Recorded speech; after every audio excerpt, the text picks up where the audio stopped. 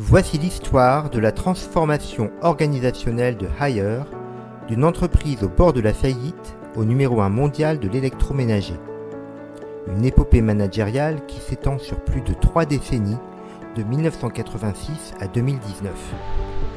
La première ère de Haier peut être décrite comme celle du développement selon des principes classiques. En 1984, lorsque son futur PDG, Jiang Zemin, hérite de l'entreprise, c'est une usine au bord de la faillite.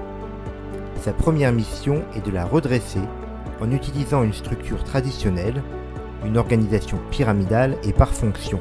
La priorité absolue est la qualité.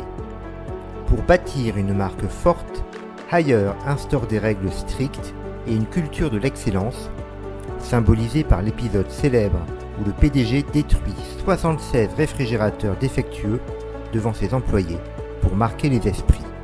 Dès 1991, forte de son succès, Haier est contrainte par le gouvernement de se diversifier en reprenant d'autres entreprises déficitaires. C'est ainsi que la marque étend sa gamme aux machines à laver, climatiseurs et autres appareils en exportant sa culture de la qualité. À partir de 1998, Haier se lance dans l'internationalisation.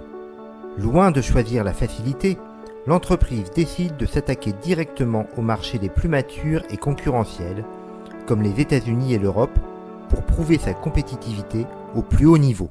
L'année 2005 marque une rupture radicale. Avec l'arrivée d'Internet, Jiang Zemin comprend que le modèle hiérarchique est devenu trop lent. Il invente alors un modèle de management unique, le Zhendan-Rui, dont l'objectif est une distance zéro avec le client. La première version du Zhendan-Rui transforme l'entreprise en 2000 entités autonomes décentralisées. Chaque entité opère avec une grande autonomie, gère son propre compte de résultats et est en contact direct avec ses clients, plaçant ces derniers au sommet de la pyramide. En 2012, la transformation s'accélère. Haier généralise le modèle des micro-entreprises.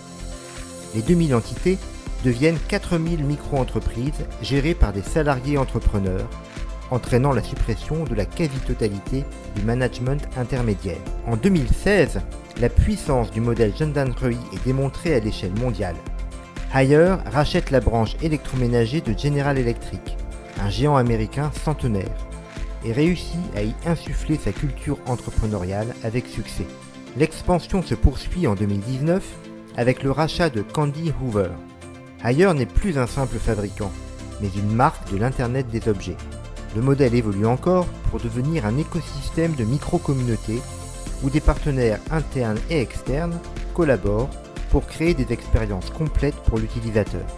Cette transformation radicale et continue s'est traduite par une croissance spectaculaire.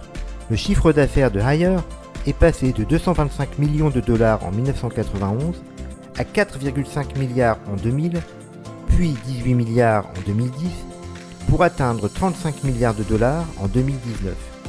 Une preuve que se réinventer en permanence a été la clé du succès durable de Haier.